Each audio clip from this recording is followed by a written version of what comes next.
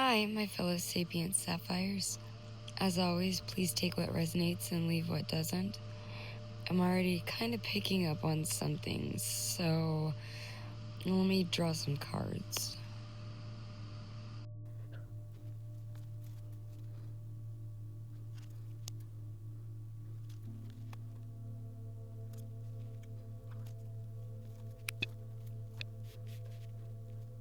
After sitting with this energy for a little bit, I think this is another kind of story time type of reading, so I'm going to honor that and read it as such. Our first card is the Ring. And this card always reminds me of trying to get to the center of something. We have all of these beautiful colors going up the chakras that are surrounding this little guy, that it's an amalgamation of diamonds and what looks to be a snakeskin texture.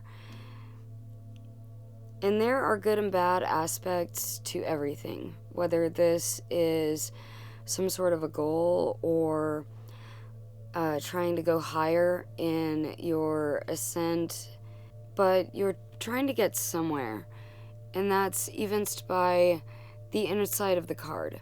You have this clear, beautiful picture of the universe. You don't have any of this other stuff in the way. You can see it for exactly what it is. Perhaps this is a perception that needs to be changed in order to embody the truest version of yourself. And on the back of these cards, we also have this prism-like structure. It's actually a cut gem. And it reminds me a lot of the different perspectives that one can take on any issue, really. The question really is, which one do you want to take?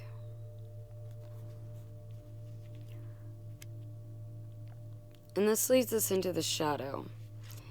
It seems like in the past, you may have been on the fence about going into those very murky places of self, and I don't blame you at all, because those are some very intense areas. If you practice shadow work or any real intense inner healing, you'll find that purging is quite an amazing experience. It's really just kind of letting go of all that was before, the thoughts, the patterns, the ideas that you had about yourself, of other people, of reality itself. And you're going through those, you're sifting through those, and you're dealing with them a little bit at a time. And that's the thing. It might not be an all-at-once type of occurrence. Life is a journey. Spirituality is a journey. There are always more stairs to climb in that ascent. But doing that really deep inner work, inner cleansing, will help you out immensely in your journey. It seems like that's what someone is being called to do with the shadow card. You're being asked to basically take a look in the mirror. Not all of us is just light and beautiful and lovely and, oh, yes, I'm great. We know this. We're human. We are imperfect beings, and that's what's so beautiful about humanity. We need to come to this kind of societal awareness, I suppose, that looking inside and understanding the really dark places of yourself, which we all have, understanding those things is the single biggest and most important hurdle that we as people have to jump over or climb over or work through, I guess would be the better term, to get to the place that we want to be in life, to get to that, to the higher consciousness, to that higher level of thinking, higher level of being, manifesting the things that we desire. Even, we have to really look at ourselves in the mirror and purge and purge and purge.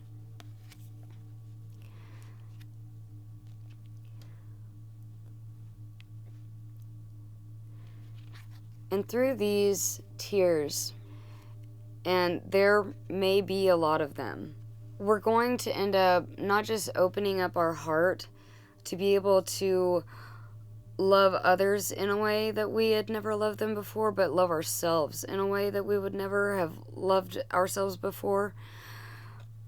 But we're really getting to the root of everything. There's that little gold, I'm going to call it a teardrop in the middle of the giant green teardrop. This eye is reminding me a lot of the third eye. It's something that is going to be difficult, something that's going to release a lot of inner turmoil, make you a lot happier in the end. And perhaps with this purple here, it could even help illuminate that third eye, that higher consciousness, that lovely little chakra on the top.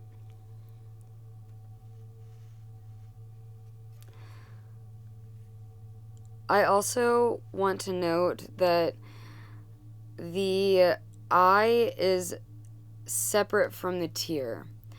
The eye is surrounded by a star, but it's actually a star that's reminding me a lot of the two triangles, the triangle of enlightenment and the triangle of manifestation. But the eye is surrounded by both of these triangles, and it's immersed in darkness. It's on its own. The teardrop, however, is illuminated by this beautiful purple indigo color, and it's really speaking to me about that separation between the material world and the non-material world, the corporeal, tangible reality that we live in, that you're watching this video in, versus all of the other different planes of reality. That's bringing us over to this card, where we also have that little gold droplet, but instead of it being a teardrop, it's spherical. The king is really representative of that persona that you put on, that powerful, I can take on this whatever challenge and I can absolutely rock it. It's the type of persona where you're owning yourself, you're owning your own agency, your own sorry, my mouth doesn't want to work. Your own authenticity. I almost want to say your own higher purpose. We have all of these very root, sacral, and solar plexus energies that are being represented in this card.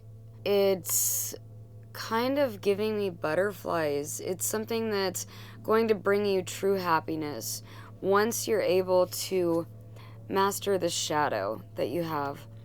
And as I said, it's something that we all have. But it's something that we all have to take the time to understand.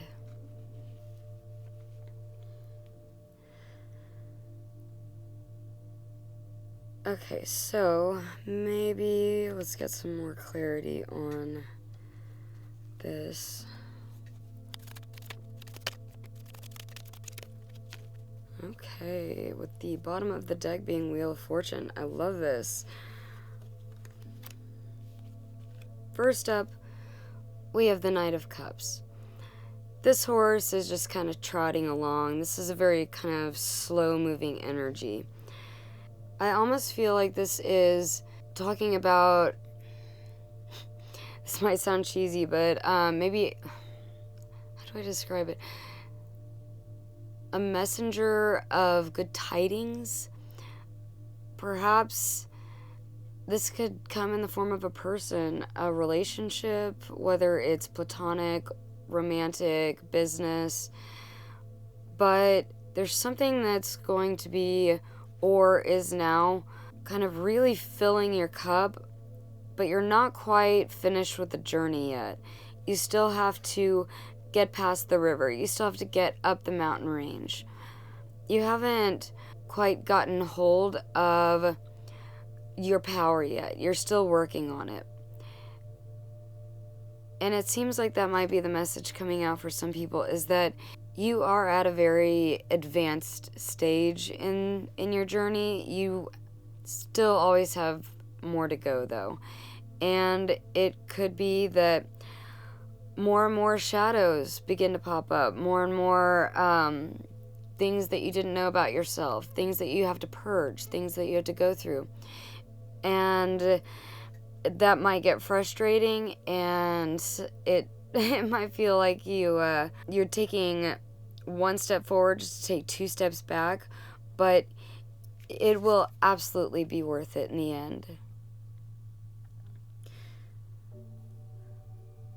We have Judgment, and YouTube is not quite a fan of this card, so I'll hold it up like this. In this card, we have a group of people happily awaiting judgment. It seems like they've been waiting a while.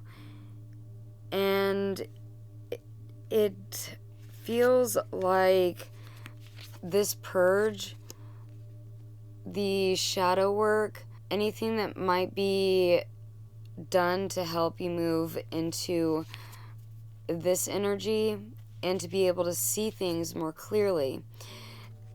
Anything that you're doing would greatly help your chances of that judgment going in your favor. It's not like it's not if you don't do the work.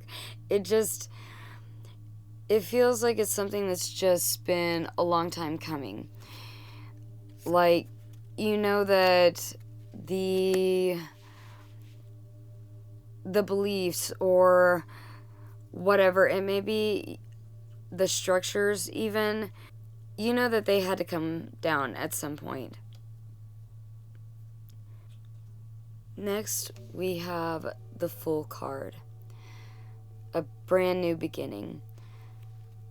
If you notice in his little satchel, he has a pine cone. This is often associated with the pineal gland or your third eye. It could be that this new beginning has something to do with maybe activating another side of yourself, another side of your intuition, perhaps your gifts that you didn't know were that you didn't know was possible before, that you didn't even know was there to access. This brings us to the bottom card, the Wheel of Fortune. This is a card that's talking about how the wheel goes up, the wheel goes down, the wheel goes up, the wheel goes down, and you want to get off the wheel. You want to get off when it's your turn. It's not a bad thing to stay on the wheel for longer. You stay on the wheel however long you need. You see, though, how the wheel turns. You have your little dog companion that you can see in the Fool card. He has a little doggo companion as well. But you can see your little companion going up the wheel. Then there's a Sphinx. We hit a riddle somewhere. And going down the wheel, we end up acquiring new wisdom because we've searched for the answer to that riddle. We've gone deep inside of ourselves, maybe doing the shadow work for the answers to that riddle. And through doing that, we've figured out new things about ourselves, new things about our situation, our reality, etc. And all of this is possible through the merging of the self. We have another snake represented, actually two snakes mirroring each other represented in this card, also talking about wisdom.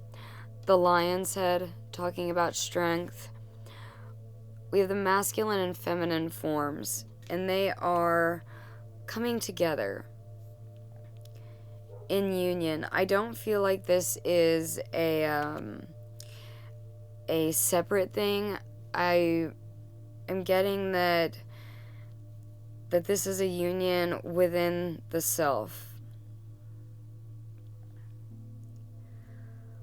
Let's see, what other cards? We have awaken the spirit. This one also has a giant eye on it and a reflection, kind of like the Two of Cups here, where it's a reflection of the masculine and feminine, the dark and the light, even as shown on this card.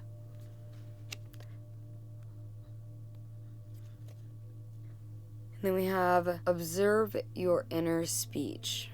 We have a single hand just kind of like reaching up from the murky waters down below.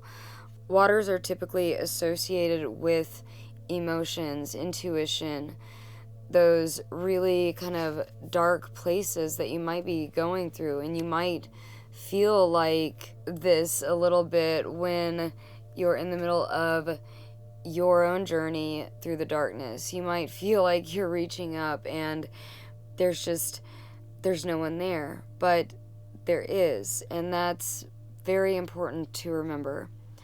In the background, we have a giant mountain. There's always the journey yet ahead. We've never actually finished. We just maybe think we have.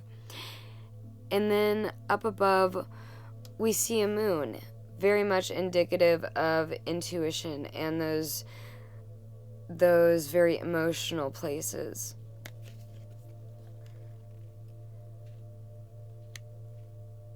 This hand also mirrors the hand of the king a little bit. Let me show you.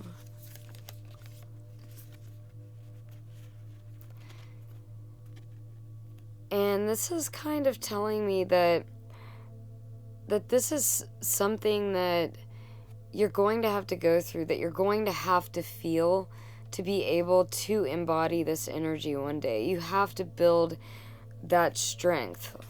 We have our mighty lion right there. You have to develop that, maybe not just physical strength, but that, well, as physical strength doesn't really matter in the realm of the immaterial, but you have to, I'm rambling. You have to really work on developing that inner strength to be able to really get into this energy. What kind of shadow work? I wonder. Okay, and 3 cards. Put those this way.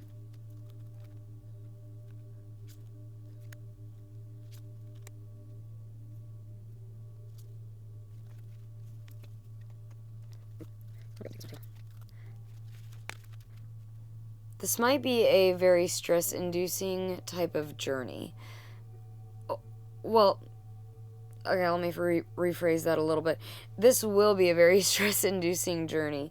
Going deep within to really find out who you are and what your issues are and what you could do to fix them. And basically patch up all the holes within yourself. I don't know if you could see all the kind of little, I don't know if I could say that word on YouTube. I'm just going to call them holes. But patching up all those holes within yourself. Freedom from fight, flight, or freeze. The externalization of stress might be an important thing at the moment. It might be something that you really need to work on in your own life. I'm getting that from these two cards right here. We have flexibility and we have compassion. So with flexibility, you're able to kind of go with the flow no matter what happens. And this is something that I know I struggle with when things don't go according to plan. Sometimes my brain just goes into like a fight, flight, or freeze mode. It's just kind of like, ah! So flexibility is definitely something to work on. The yin-yang sign, once again, bringing me back to the merging of the self, the dark and light, the masculine and feminine, whatever labels you want to put on it. And compassion is a card that reminds me a lot of the ring. Except on the inside of all of these colors, we have this rose that's blossoming and blooming. And you want to have your eye open to be able to see what's coming ahead, what lies ahead, what wonders there are, what things there are that could really help you in your life, that could really fulfill you in life. We never want to keep our eyes that tightly shut. And well, that brings me nicely to the title of this one. Is called 2020 Vision. We want to be able to see clearly so that we can see what muck we need to get out of us. A new earth begins. The title of this is bringing me back to the Fool card, where it is a brand new beginning. You are starting over on something, or you are starting something. You're coming into a new version of yourself, one that is happier and is able to enjoy life more, able to just seamlessly be flexible and compassionate, who doesn't have to worry about stress all the time. And this is a really beautiful message. I hope this helps someone. If you just found it even mildly entertaining, if you would please boop that like button and subscribe, I'd be very grateful. Bye.